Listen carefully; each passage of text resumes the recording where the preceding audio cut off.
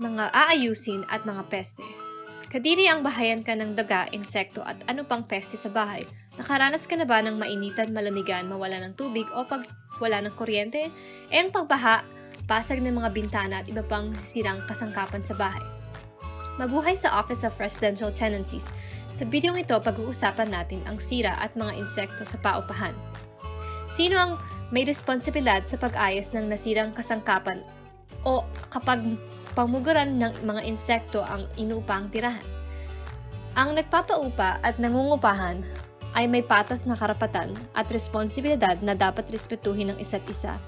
Depende sa sitwasyon, maaring pareho sila ng may responsibilidad sa pag-ayos ng problema. Dahil ang kasunduan ng nagpapaupa at nangungupahan ay isang kontrata, nasa kasunduan na magbayad ng renta ang nangungupahan at responsibilidad ng nagpapaupa na ang nasabing paupahan ay mapanatiliing maayos at kaaya-aya. Kasama dito ang ayusin ang kung may sira man sa nasabing paupahan o biglang bahayan ng mga insekto. Malalagot ang nagpapaupa kapag hindi nito inalagaan ang binigyan ng aksyon. Responsibilidad ng umuupa na sundin ang payo ng nagpapaupa kung paano alagaan ang paupahan at hindi ito nasunod, sila ang may responsibilidad sa bayarin ng mga nasira. Sa maayos na usapan, maiiwasan ang problema at nangungupahan ay dapat na ipagbigay alam kung meron mang kahit na anong problema sa nagpapaupa upang maiwasan ang paglaki ng problema. Para sa malinaw na komunikasyon, dapat gumawa ang nangungupahan ng listahan kung ano ang dapat ipagawa at kailan ito dapat matapos.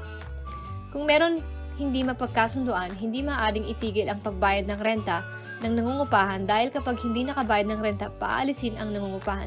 Para maiwasan ito, ang nangungupahan at nagpapaupahan at maaring magbigay ng aplikasyon sa ORT. Kung ano man ang mapagkasunduan sa ORT, maaring magkaroon ng utos mula sa ORT kung sino ang may responsibilidad o dapat magbayad sa kanilang hindi napagkasunduan. Kung sino ang may kasalanan, siya ang mananagot sa bayaran at gastusin. At ulit, sa maayos na usapan, maiiwasan ang kung anumang problema. Para sa iba pang impormasyon, bisitahin ang aming website sa saskatchewan.ca/ORT.